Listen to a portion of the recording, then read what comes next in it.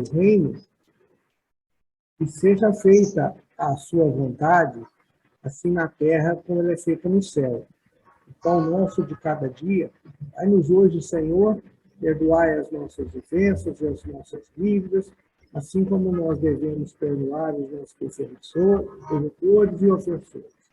Não nos deixeis cair em tentação, mas livra-nos de todo mal, hoje, agora e sempre, que assim seja. Então, vamos, aqui que nós estamos, né, com o nosso estudo aqui, vamos aplicar a animada online, né? Já, como já esteve online, e para ela começar o Adrien, o médium vidente.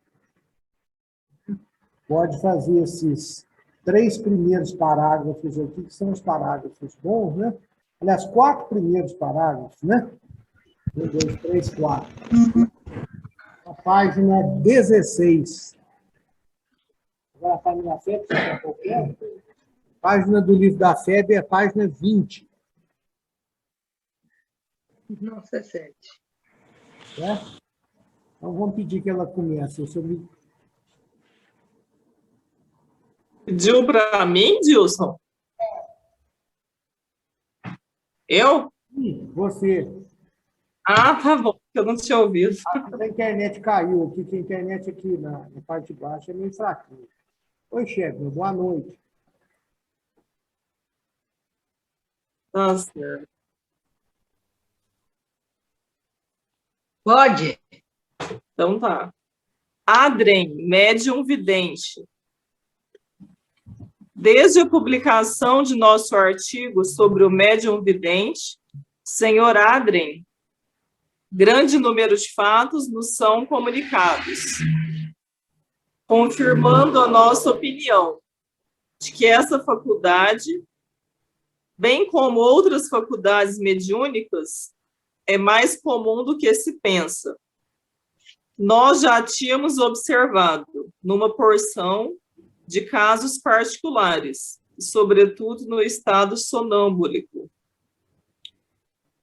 O fenômeno das aparições é hoje um fato comprovado e podemos dizer frequente, sem falar dos numerosos exemplos oferecidos pela história profana e pelas sagradas escrituras. Muitos dos que têm sido relatados ocorreram pessoalmente com os nossos informantes.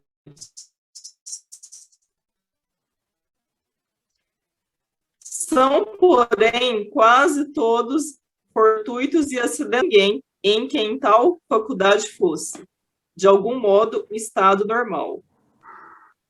No senhor Adrien, ela é permanente, por toda parte onde ele se ache. A população oculta, que formiga em volta de nós, lhe é visível, sem que ele a chame. Ele representa para nós o papel de um vidente, em meio a uma população de cegos. Vê os seres que poderíamos chamar de duplicada do gênero humano, indo e vindo, misturando-se em nossas ações e ocupados em seus negócios, e assim podemos dizer. Dirão os incrédulos que se trata de uma alucinação, vocábulo sacramental, e com o qual se pretende explicar aquilo que não se compreende. Gostaríamos que nos explicassem o que é uma alucinação e, principalmente, qual a sua causa. Entretanto, no senhor Adrien, ela tem um caráter absolutamente insólito, o da permanência. Até aqui, aquilo que se tem convencionado chamar de alucinação é um fato anormal e quase sempre consequência de um estado patológico. Mas não é este o caso. E nós, que temos estudado essa faculdade, que a observamos diariamente em seus mínimos detalhes, chegamos mesmo a constatar-lhe a realidade. Para nós, ela não é objeto de dúvida. E, como veremos, prestou notável auxílio em nossos estudos espíritas. Ela nos permitiu meter o escalpelo da investigação na vida extracorporal. Ela é um facho na escuridão. O Sr. Home, dotado de notável faculdade como médium de efeitos físicos, produziu resultados surpreendentes. O Sr. Adrien nos inicia na causa de tais efeitos, porque os vê produzir-se e vai muito além daquilo que fere os nossos sentidos. Até aqui ou ler mais um parágrafo?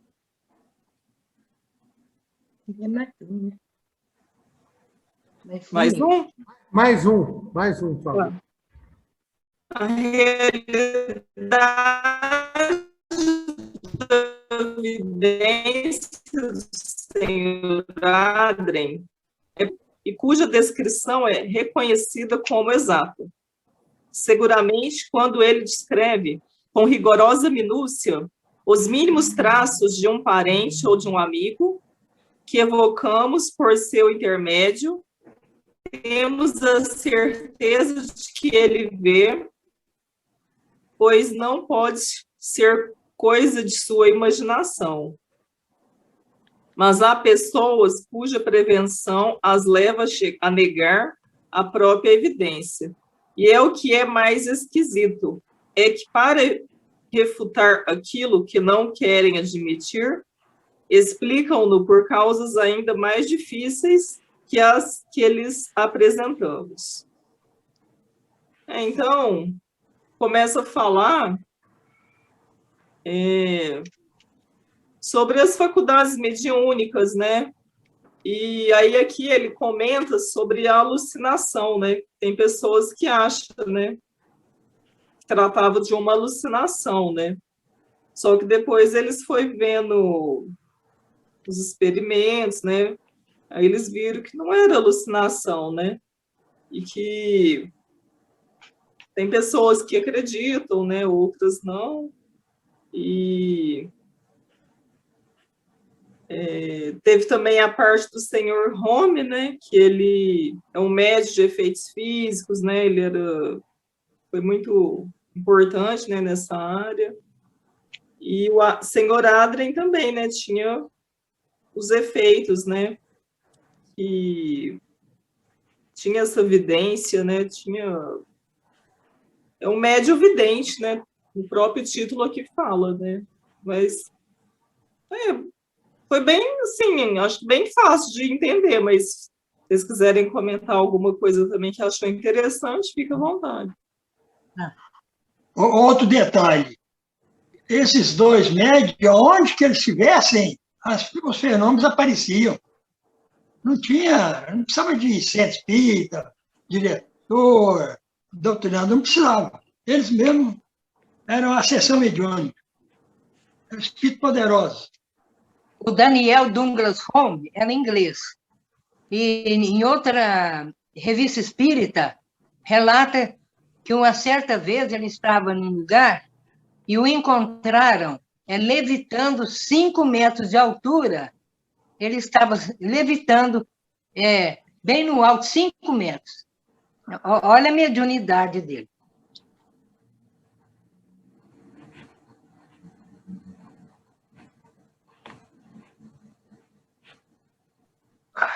Mas alguém quer falar alguma coisa?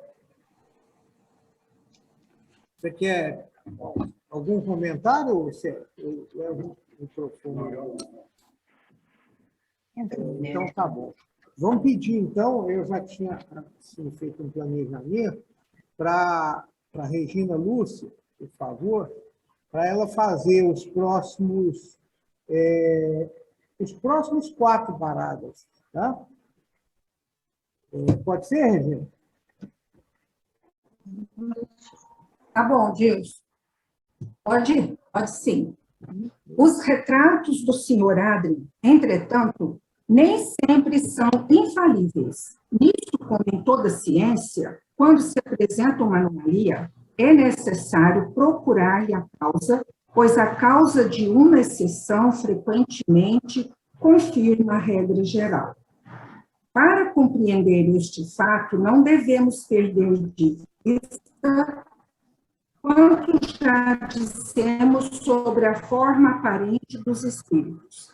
Esta forma depende do perispírito, cuja natureza essencialmente flexível se presta a todas as modificações que lhe queira dar o espírito, deixando o envoltório etéreo que constitui uma outra espécie de corpo. Em seu estado normal, tem este corpo uma forma humana, só traço sobre aquele que ficou, principalmente quando foi deixado há algum tempo. Nos primeiros instantes em que se segue a morte, e enquanto existe um laço entre as duas existências, maior é a similitude. Esta, porém, apaga-se à medida que se opera o desprendimento e que o espírito se torna mais estranho ao seu último envoltório. Contudo, ele pode sempre retomar esta primeira aparência, quer quanto às afeições, quer quanto a roupas, quanto julga útil para dar-se a conhecer. Em geral, porém, isto requer um grande esforço da vontade. Não é, pois, de admirar que, em certos casos, a semelhança fale em alguns detalhes. Bastam-lhe os traços principais. Também para o médium, essa investigação não é feita sem certo esforço, que se torna penoso quando muito repetido. As visões comuns não lhe causam nenhuma fadiga, por isso que ele não se preocupa senão com as generalidades. É o que acontece quando vemos uma multidão. Vemos tudo. Todos os indivíduos se destacam aos nossos olhos com seus traços distintos, sem que, entretanto, esses traços nos impressionem, tanto que os possamos descrever. Para os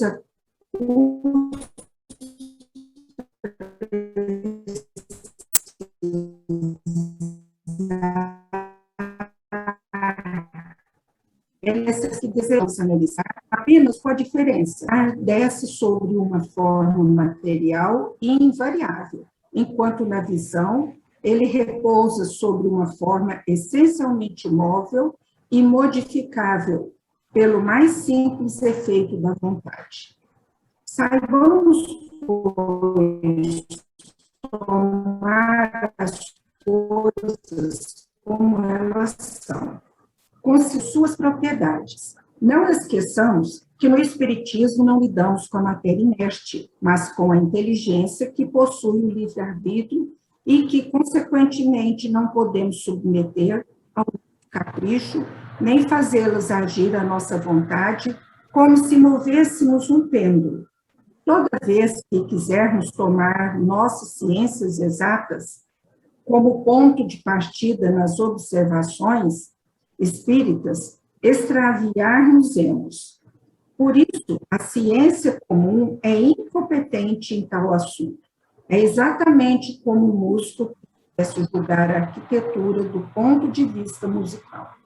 Revela-nos o Espiritismo uma nova ordem de ideias, de novas forças, de novos elementos, de fenômenos que absolutamente não se baseiam naquilo que conhecemos. Saibamos, pois, a fim de o julgar, despojar-nos de nossos preconceitos e de qualquer ideia preconcebida. Sobretudo, compenetremo-nos dessa verdade. Fora daquilo que conhecemos pode existir outra coisa, a menos que queiramos cair no absurdo, fruto do nosso orgulho de que Deus não tenha mais segredos para nós. De acordo com isso, compreende-se delicadas influências que delicadas influências podem agir sobre a produção dos fenômenos espíritas. Outras há, entretanto, que merecem uma atenção não menos séria. Até aqui tá bom, Gilson? Gilson, até aqui tá bom? Sim, Regina. Muito obrigado. Tá. Então, aqui está dizendo, né? A gente vê aqui que o senhor Adrien, ele tem uma mediunidade muito rara, né? Que isso não é comum para todas as pessoas, todos os médiuns, em todos os lugares, né? Assim como o senhor Romo também. E eles não são infalíveis. Todos aqueles que trabalham, né, com ciências exatas e tudo, sempre tem um ponto em que, às vezes, sai um pouco fora daquilo que é regra, né? Mas, nesse caso da mediunidade, né, a mediunidade ela depende muito, né, do espírito, do contato com os espíritos que se manifestam. Então, depende muito do perispírito. Aí ele explica aqui que o corpo, o perispírito, ao deixar o corpo físico, ele mantém a sua forma. E eles, para ser lembrado, para ele ser descrito por um médium vidente, ele conserva todas as suas características, todas as suas, os seus, tudo aquilo que lhe que foi na vida presente, que foi, que compôs aquela pessoa. Nas aparências, nas afeições, na roupa, quando julga útil para dar a conhecer. A gente viu o caso da tabaqueira. E isso depende de um grande esforço e da vontade do médium.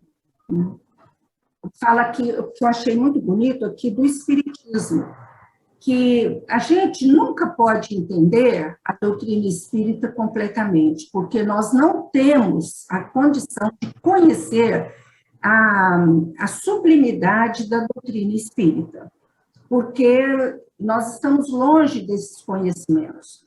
Muitas vezes, nem a ciência, ela admite, né,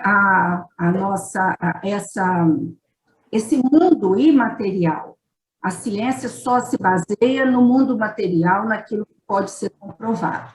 Então, nós não podemos querer, né, entender tudo. Só que a doutrina espírita, ela traz novas ideias,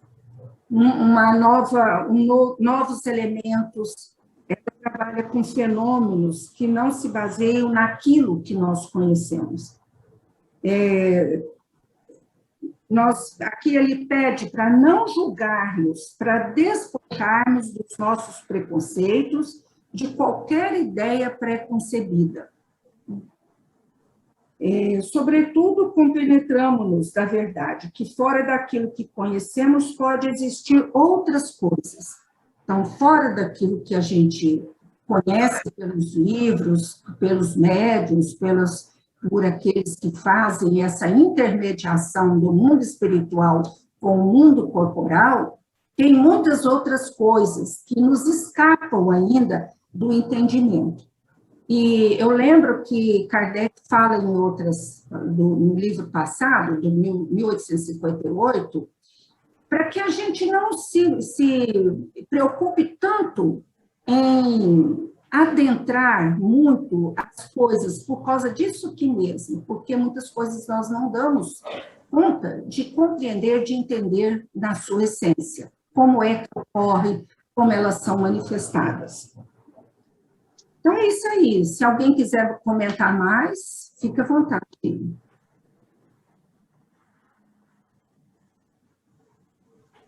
Walter, você quer falar alguma coisa? Você algum raciocínio a respeito? Eu quero que continue. O texto está muito simples, não está muito carregado de doutrina. O assunto é materialização, né? Fenômenos físicos. Então, vamos aproveitar. Eu vou falar essa frase aqui, ó, que eu achei interessante, e fala aqui, ó, que Deus não tenha mais segredos para nós. Então, eles fez esse questionamento aí, né?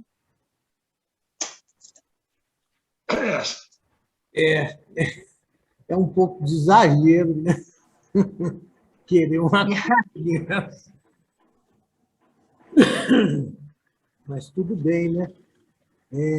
Ô, Chegna, você está com o livro aí? Consegue fazer Estou, sim. os próximos 4 parágrafos? Sim. Peraí. Deixa eu só colocar aqui. Da página certinho que parou.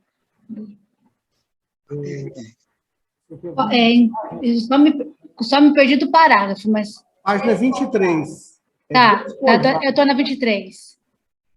Começa no Despojados aí, tá? Despojado. Eu lembro, você não. Peraí que o meu tá... Do 23 está de acordo com isso. Embaixo. Próximo. Ah, tá. Despojado do corpo terreno, o espírito conserva toda a sua vontade e uma liberdade de pensar bem maior que quando vivo. Tem suscetibilidades que dificilmente compreendemos. Aquilo que muitas vezes nos parece simples e natural, o magoa e lhe desagrada. Uma pergunta imprópria o choca e o fere. Além disso, eles nos mostram a sua independência, deixando de fazer o que queremos, ao passo que, por si mesmos, vez por outra, faz aquilo que nem teríamos pensado em despedir. É por essa... Vem que falar alguma coisa? Não. É por essa razão que os pedidos de provas e de curiosidade são essencialmente antipáticos aos espíritos, que a eles raramente respondem de maneira satisfatória. Sobretudo os espíritos sérios jamais se prestam a isso e de modo algum querem servir de divertimento. Concebe-se, pois, que a intenção pode influir bastante sobre a sua boa vontade de se apresentar aos olhos de um médium vidente sobre tal ou qual aparência e definitivamente como eles não assumem uma determinada aparência, senão quando assim lhes convém, só o fazem quando para isso existe um motivo sério e útil.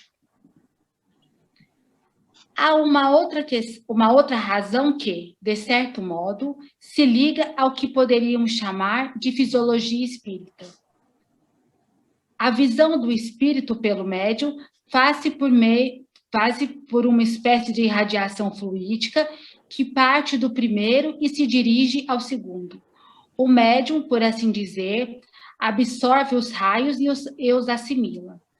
Se estiver sozinho ou cercado apenas de pessoas simpáticas, unidas pela intenção e pelo pensamento, aqueles raios se concentram sobre ele, então a visão é clara, precisa e em tais circunstâncias que os retratos quase sempre são de uma exatidão notável. Se, ao contrário, em torno do médium, influências antipáticas, pensamentos divergentes e hostis, se não há recolhimento, os raios fluídicos se dispersam e são absorvidos pelo bem. Daí uma espécie de nevoeiro que se projeta sobre o espírito, não permitindo que se distinguam os matizes. Tal seria uma luz, com ou sem refletor. Uma outra comparação, menos material, pode ainda nos dar razão a esse fenômeno. Todos sabemos que o verve de um orador é exercitada pela simpatia e pela atenção do auditório, que, ao contrário, se ele for distraído pelo barulho, pela desatenção e pela má vontade, seus pensamentos já não serão livres, dispersam-se, afetando seu raciocínio. O espírito que é influenciado por um meio absorvente encontra-se no mesmo caso. Em vez de dirigir-se a um ponto único, sua irradiação dissemina-se e perde a sua força. Às considerações precedentes, devemos acrescentar outra, cuja importância será facilmente compreendida por todos os que conhecem a marcha dos fenômenos espíritas. Sabe-se que várias causas podem impedir um espírito de acorrer ao nosso apelo no instante em que o evocamos. Pode estar reencarnado ou ocupado em outra parte. Ora, entre os espíritos que se apresentam quase sempre simultaneamente, deve o médium distinguir aquele que solicitamos e, caso aí não esteja, pode tomá-lo por um outro espírito, igualmente simpático à pessoa que evoca. Descreve o espírito que vê, mas nem sempre pode garantir que se trata dessa ou daquela entidade. Se, entretanto, o espírito que se apresenta é sério, não se enganará quanto à sua identidade. Se o interrogam a respeito, poderá explicar a razão do equívoco e dizer quem ele é. Um meio pouco propício será também prejudicial, mas por outra razão. Cada indivíduo, por acólitos, espíritos que simpatizam com seus defeitos e com suas qualidades, tais espíritos são bons ou maus, conforme os indivíduos. Quanto maior for o número de pessoas reunidas, maior será a variedade de espíritos e maiores as possibilidades de encontrar antipatias. Se, pois, numa reunião há pessoas hostis, seja por pensamentos difamantes, seja pela leviandade de caráter, seja ainda por uma incredulidade sistemática, por isso mesmo atrairão espíritos pouco benevolentes que, com frequência, entravam as manifestações de toda a natureza, tanto escritas quanto visuais. Daí a necessidade de nos colocarmos nas mais favoráveis condições, se quisermos obter manifestações sérias. Quem quer o fim, quer os meios. As manifestações espíritas não são coisas com as quais possamos brincar impunemente. Sede sérios nas mais rigorosa acepção da palavra. Se quiseres coisas sérias, de outro modo sereis joguetes dos espíritos levianos que se divertirão à vossa custa. Ele fala dessa questão, então, das manifestações sérias, né? A gente também sermos corretos, né? Sermos prudentes, fazermos perguntas coerentes, né? Não ficar brincando com os espíritos, porque nós iremos somente atrair espíritos brincalhões, levianos, dependendo do modo como a gente está conduzindo assim, né, a reunião, né, a sessão mediúnica. Então, que nós estamos sempre também influenciados ao nosso redor, né, de espíritos, vários tipos de espíritos, né. Temos que ter essa vigilância, ser sérios, né, nas reuniões. Porque senão a gente vai atrair só... E eles também não gostam de determinados tipos de perguntas, né, que nós façamos a eles.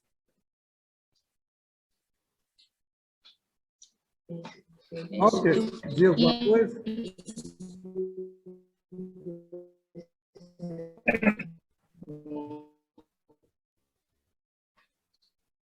É isso que eu queria falar. Essa sim. Trabalho de pintura, trabalho de retrato, de curas. Quanto mais gente curiosa, mais abaixa o teor da prece, da vibração, dos fluidos. É difícil. É. Menos gente apta para aquela reunião, é muito difícil. Os médicos sofrem muito. Começa bem, mas depois as reuniões ficam muito cheias de gente estranha, né? Muita gente estranha, muitos curiosos.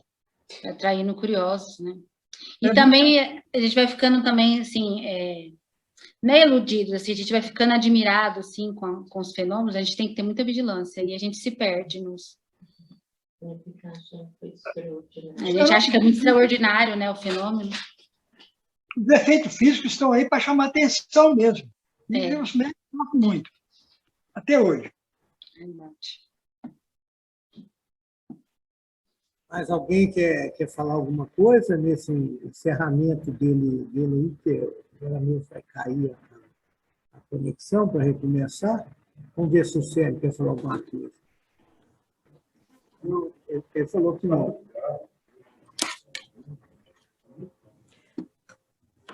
Eu queria perguntar, aqui ele está falando de um trabalho de materialização ou de um médium vidente que vê os espíritos? Parece que é do médium vidente, né? E também, É um médium vidente que vê os espíritos, né? e de Não outro, são outros, de outro não é a assistência. Então, mas ele também não faz retrato? Ele também não faz pintura? Não, Ele vê o os Adriano faz espíritos e retrato. ele conta como os espíritos são, né? Sim. O Adriano não faz retrato nem pintura, não.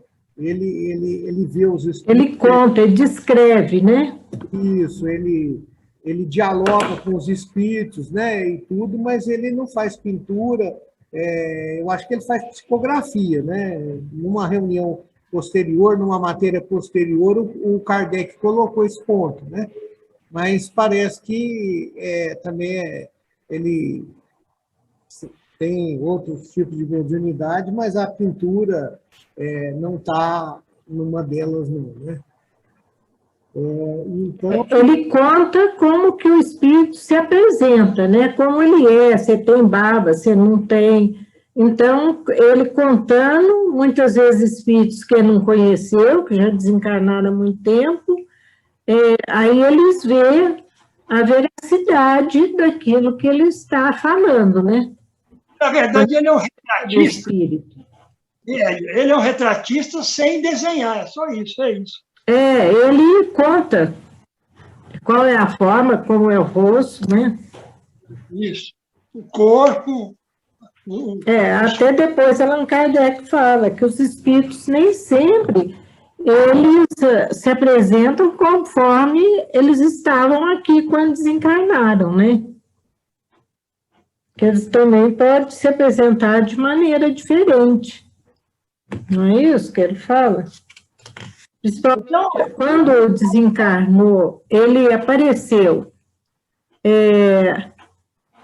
com pouco tempo de desencarnado, é mais fácil ele apresentar aquela aparência que todos estavam acostumados a ver. Sim. Se tiver um tempo maior de desencarnado, ou se ele não quiser apresentar daquela maneira, aí não vai apresentar, aí fica difícil de identificar, né, se é... Com o passar dos anos, é natural as modificações no perispírito. Você vai estudando, trabalhando, mentalizando, e a silhueta vai mudando com o passar do ano. Carlos Chagas, por exemplo, não é um retrato perfeito o André Luiz não é um retrato perfeito de Carlos Chagas. Só aparece, só tem uma aparência. Você vê, isso aí já morreu, já passou essa época. Né? Esse trabalho já passou, não existe mais. isso aí, né? Então, agora, parece que ninguém quer mais fazer alguma colocação. A Regina quer fazer alguma coisa. Ferdinand, Liliane. Tudo tranquilo? A Edna quer falar mais alguma coisa a respeito? Chico Xavier também trabalhou com isso no começo da Pedro Couto. E outra coisa que o André Luiz sempre falou em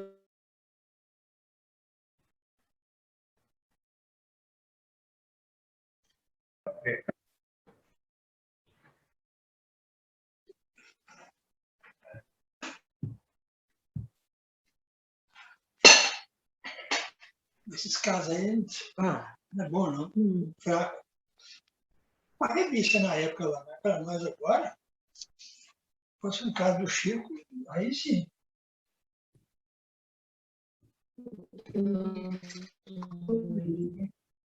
Ainda tem esse aqui, ó. Mesma coisa. Então, já voltou todo mundo, né?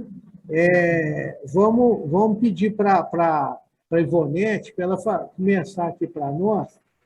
Ela chega aqui no microfone, e ali na pontinha, e começa a fazer os 3 primeiros parágrafos do David de Bayona. Se eu tiver presencial lá. Já está lá. Eu acho que está. Eu vi um vultozinho ali. O generoso, às vezes, está no celular, e complica pra caramba isso.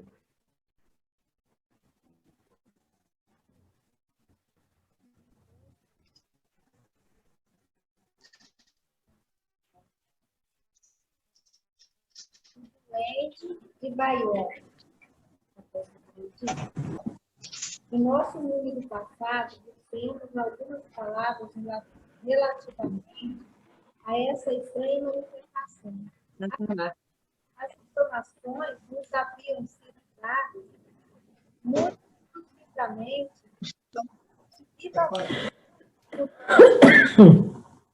amigos da família onde ocorreram aqueles fatos. Tinha ele prometido detalhes mais circunstanciados e nós nos somos conhecidos pelas abundantes informações que nos transmitiam por carta.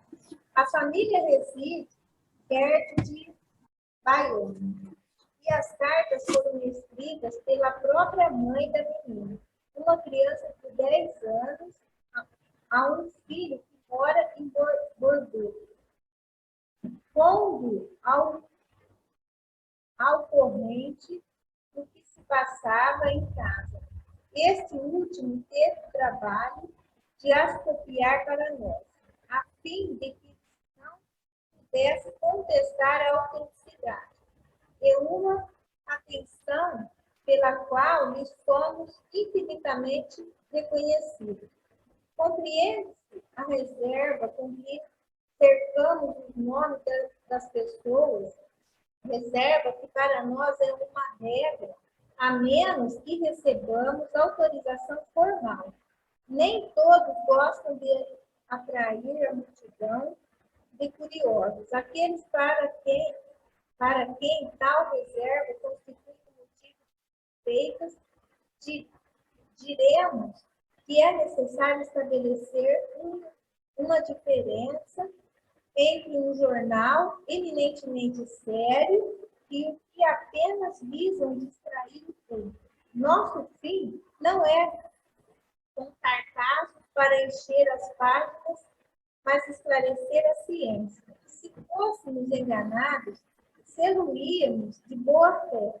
Quando aos nossos olhos uma coisa não é formalmente demonstrada, damos-la apenas a título de registro. Já o mesmo não se dá quando se trata de pessoas respeitáveis, cuja honorabilidade conhecemos e que, longe de ter interesse em induzir-se em erro também querem instruir-se. A primeira carta é do filho ao nosso assinante, enviando as cartas de sua mãe. É aqui que aí, pode ser. Aí ele está falando que um amigo dele, Ele está explicando como chegou, gente. Chegou a carta. Foi mandado para ele, um amigo, a carta. E a mãe desse amigo mandou para ele, que era a mãe dele, ela mandou a carta falando o que aconteceu com o irmãozinho. E ele pegou e contou para o amigo. E o amigo contou para o Kardec. E aí o Kardec foi escrever sobre isso. O mais importante que você tem que falar, que isso aí não é um caso de tipo assim, telefone sem fio, que é um que conta para o outro, um copiou as cartas e mandou essas cartas para o Kardec. Então, ele está assim, ele está com um instrumento físico, né? Não é alguém que disse, que ouviu falar, né? É muito importante esclarecer esse ponto, tá? Não é assim, como a gente diz, isso aí quem contou foi o primo, do irmão, do tio, do cunhado, fulano de tal. Quer dizer, ninguém sabe quem é, né? Já está tão longe. Mas é que, exatamente, teve o caso, né, que essa pessoa, uma dessas pessoas copiou a carta, que estava com a carta na mão, né, com as coisas, e entregou essas cartas na mão do Kardec. Então, realmente, é uma coisa assim, que, embora tenha passado por mão de várias pessoas, né, porque quando um conta para o outro e tal, né, a pessoa guarda em tradição oral, em memória, né, sempre a modificação dos fatos. Agora, quando você copia uma coisa que está escrita, tira uma xerox e tudo, né, aí é como se fosse de primeira mão, né? É aquele que presenciou, escreveu e está pegando aquilo dele, né? Não é a mesma coisa que você ver e filmar, porque realmente ver e filmar você está gravando o áudio, colocando o vídeo, né? Não tem, cada um pode ver aquela sua interpretação do que está acontecendo, porém está sujeito ao o ângulo da câmera, tá? O som que é captado no ambiente, né? Não existe, vamos dizer assim, visualização 100%, ela só existe no mundo espiritual. Então, nós estamos aqui, ó, é mais um exemplo. Tá? O que as pessoas que estão online podem ver aqui é o meu rosto, da Renata, né? E o rosto da Ivonete não está aparecendo, embora ela esteja aqui a uma certa distância, e tenha lido aqui do microfone, né? Então, o que acontece? A pessoa que não está aqui, né? O que ela pode ver, falar assim? Eu estou escutando o Dilson, estou escutando a Ivonete, e não escutei a Renata, mas estou vendo ali um vulto que está longe, né? Mas parece com ela. Então, é isso, né? Não existe nada 100%, não existe. Quando ela é tomado, né, ele vai tudo depender daquele ponto de vista. Tanto é que quando a gente coloca câmera de vigilância, né, vamos falar assim, a vigilância não vai perfeita, mas se você quiser obter assim, uma coisa melhor, você tem que colocar nos 4 cantos mesmo, né? Porque cada um vai dar um ângulo, vai dar uma posição, vai dar uma posição do corpo da pessoa, frente, costa, lado, né? Então, tudo isso vai influenciado, de modo que a gente pode considerar que isso aí é uma coisa fidedigna, não é assim só uma história para contar, né? O Walter, você quer dizer alguma coisa? Vou colocar o microfone.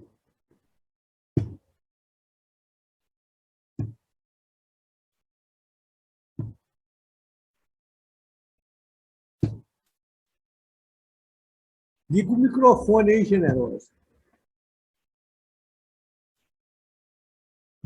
Aí, pode falar, Walter. Porque até a gente entender o caso não é fácil. A gente se perde. De ler assim, né? Agora que vai contar, né, Dilson? Isso aí é uma introdução, né, gente? É uma introdução a essa história. Ele está explicando como chegou a mão dele. E o que ele quer dizer é que isso aí não se trata do material assim de segunda ou terceira mão, né? Como a carta foi copiada, né, era o que tinha naquele tempo, não tinha xerox, não tinha câmera para fotografar, não tinha não tinha scanner, né? Então, era o que... Oi? Ah, tá. Então, vamos pedir a G, então, né? Que ela começa a primeira carta, né? Vamos ver aqui, a primeira... É só a primeira mesmo, só a primeira, porque a outra já é muito grande, agora mesmo vai desligar. Dá conta, Gira? Eu vou ler na hora que você achar que eu devo parar, você me fala, pode parar. Então, vamos. A primeira carta é do filho ao nosso assinante enviando as cartas de sua mãe. Saint-Esprit, 20 de novembro de 1858. Meu caro amigo, chamado para junto de minha família, por motivo da morte de um dos meus irmãos menores, que Deus ouve por bem tirar-nos, essa circunstância, afastando por algum tempo de minha casa, responde pelo atraso de minha resposta. Ficaria muito triste se vos fizesse passar por um contador de histórias, junto ao Sr. Allan Kardec. Por isso quero dar-vos alguns detalhes sumários sobre as coisas que se passam em minha família. Penso que já vos disse que as aparições cessaram há algum tempo e não mais se manifestam à minha irmã. Aqui vão as cartas que a respeito escrevia minha mãe. Devo observar que muitos dos fatos aí são omitidos, posto não sejam os menos importantes. Escreverei novamente para completar a história, caso não possais fazer, recordando-vos daquilo que vos disse de viva voz. 23 de abril de 1855. Há cerca de 3 meses, tua irmã X teve necessidade de sair para fazer uma compra. Como sabes, o corredor da casa é longo e nunca iluminado, mas o hábito de o percorrer faz que jamais tropecemos nos degraus da escada. X já nos havia dito que cada vez que saía, ouvia uma voz que lhe dizia coisas que a princípio não compreendia, mas que depois de se tornarem inteligíveis. Algum tempo depois, ela viu uma sombra e no trajeto não cessava de ouvir a mesma voz. As palavras ditas por esse ser invisível tendiam sempre a tranquilizá-la e a lhe dar sábios conselhos. Uma boa moral constituía o fundo de suas palavras. X ficava muito perturbado, e ao que nos disse, por vezes, não tinha forças para prosseguir. Criança, dizia-lhe o invisível, cada vez que ela se perturbava. Nada temos, pois apenas te quero bem. Ensinou-lhe um lugar onde, por vários dias, ela encontrou algumas moedas. Doutras feitas, nada encontrou.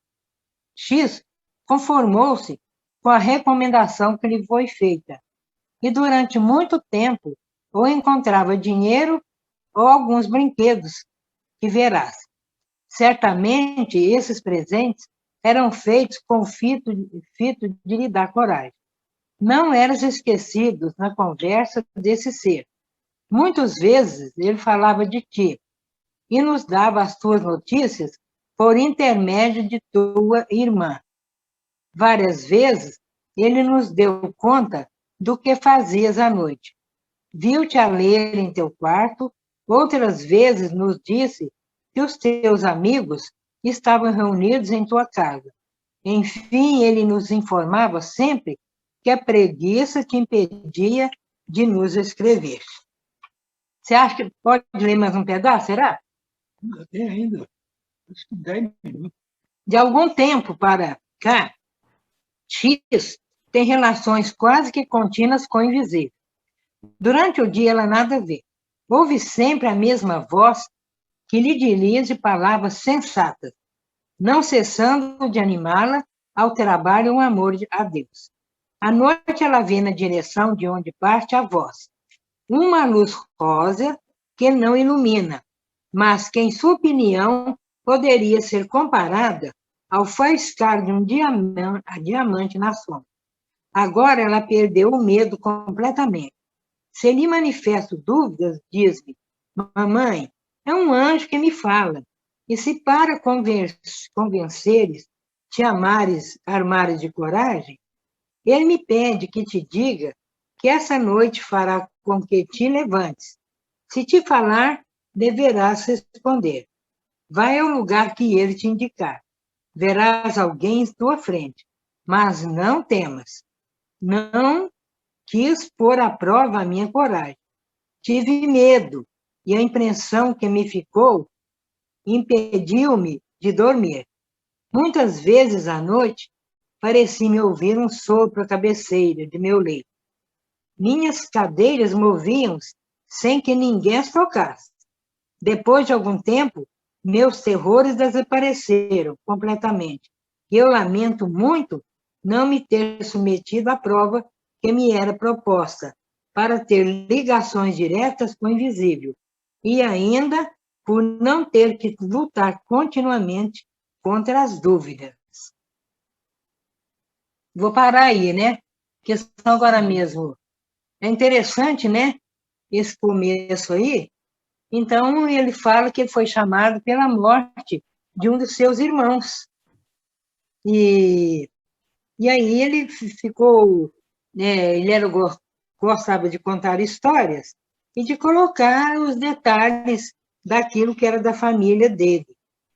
Então, ali naquela casa, tinha muitas manifestações do invisível, porque naquela época era uma coisa rara, e conforme a religião que a pessoa tinha naquela época, era chamada aquelas manifestações, né, de demônio. Às vezes era até chamado exorcista. Mas aqui essa casa, ela tinha muitos fenômenos. Então, aí começa no dia 23 de abril de 1858. Então, a irmã dele, põe o nome de X, teve necessidade de sair de casa. E fala que o corredor nunca era iluminado, mas eles percorriam nele, assim mesmo, na escuridão. E toda vez que a irmã dele saía, ele ouvia vozes. Os espíritos conversavam com ela, e sempre ela via aquela sombra no trajeto, e sempre a mesma voz. Mas o espírito não era ruim, não, porque ele dava muitos bons conselhos para ela. E a moral desse espírito era sempre boa. Então, o invisível falava com ela que não era para ela se perturbar, não ter medo, não temer de nada, e que ele queria muito bem para ela. E então, ele falava assim, para você acreditar, eu vou falar para você, vai naquele lugar, você vai encontrar algumas moedas. Então, interessante, né, que o espírito falava, ela procurava e não encontrava, não. E outras vezes, ele falava que ela ia encontrar dinheiro e brinquedos, e realmente ela encontrava mesmo. Esse espírito estava dando realmente, fala, que muita coragem para ela.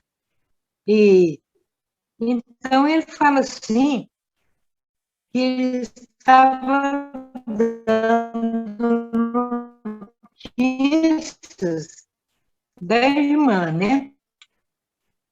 Durante a noite no quarto. E falava também que os amigos estavam reunidos na casa dela. Mas falava assim, que sempre tinha preguiça de escrever. E então esse espírito, as relações dele, do invisível, foi aumentando, né? Mas durante o dia ela não ouvia nada, não via nada, mas sempre ela ouvia com a acústica da alma. E esse espírito sempre estava animando-a para o trabalho, para encontrar Deus. E então, às vezes, ela via, numa certa direção, de onde partia a voz, uma luz rosa, cor-de-rosa. Então, ela fala que poderia ser, às vezes, um diamante, né, que estava naquela escuridão. Aí ela foi perdendo o medo, perdeu o medo. Então, ele falou assim, que comigo, e fala para te convencer, para a senhora ter coragem. E ele fala para a senhora que de noite, né, que a noite te diga que essa noite fará que te levantes. Então, quando ele conversar com a senhora responde. Vai no lugar que ele te indicar. Agora, a mulher não tinha essa facilidade, não ouvia a voz. Ela estava achando que era uma assombração, né? Ela vai ouvir uma voz e, sem conhecer, ela iria. Aí ela teria muito medo mesmo, realmente. Mas não era para ela temer, não. Era para ter muita coragem. E muitas vezes parecia ouvir um sopro, esse espírito, né, aparecia no leito dela, na cabeceira da cama. As cadeiras, isso aí já é efeito físico. As cadeiras ali no quarto se moviam sem que ninguém tocasse. Então, aí os temores, né, ela fala que foram desaparecendo completamente. E ela lamenta não ter tido mais coragem de se pôr à prova, né? Porque, às vezes, com essa ligação com o invisível, teria dado muito melhor frutos para ela. E tiraria também algumas dúvidas. É isso aí que eu entendi. Obrigada.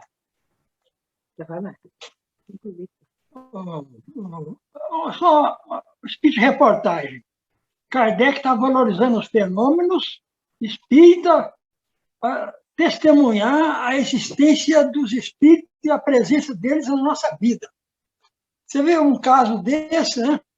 Nós estamos lendo aos pedaços, e a gente vai fascinando com o tempo, a gente vai lendo, contando, o interesse da gente, que é espírita, nós gostamos, ainda mais essa multidão de descrentes. Está aí os fenômenos, né? Tem que ser descrito, se não descrever, naquela época não tinha máquina, né? Pensou? À vontade, Dilson, pode falar. Obrigada. Ok. Importante, né, é a natureza dos fenômenos, né? O que acontece? Se ele mandava ela, vamos dizer assim, procurar uma moeda, né, essa moeda ele não teria criado, que era uma moeda real, material, né? As duas, ou ele transportava essa moeda de um lugar para o outro, né? Obviamente, se ele fazia isso, ele tinha que tirar de quem tem para dar que não tem. A mesma coisa do brinquedo.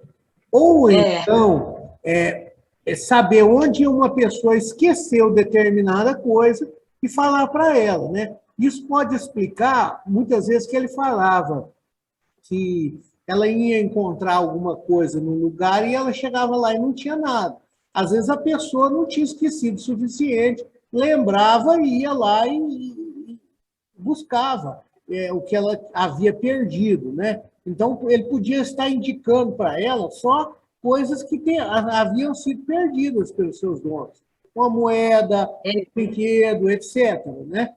Porque ele fala a respeito da moral do espírito, né? Eu não acredito que um espírito de moral ele ia roubar a moeda de alguém para dar para outro, né? Ou mesmo tirar um brinquedo de uma criança, né? Então, acontece, viu? Naquela época acontecia. Para o fenômeno acontecer. O espírito achava e levava.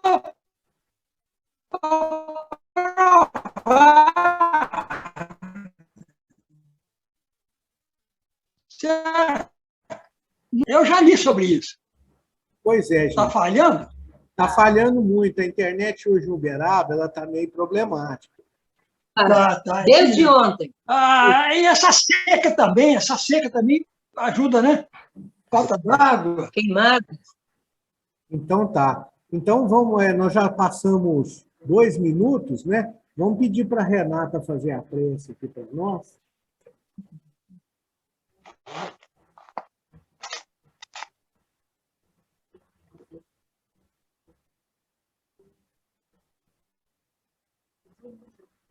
Aí, ó. Eu acho que é só lá. Não estou saindo. Está falando, está saindo. Muito baixo, está demais. Não está saindo, não. Então, vou começar de novo.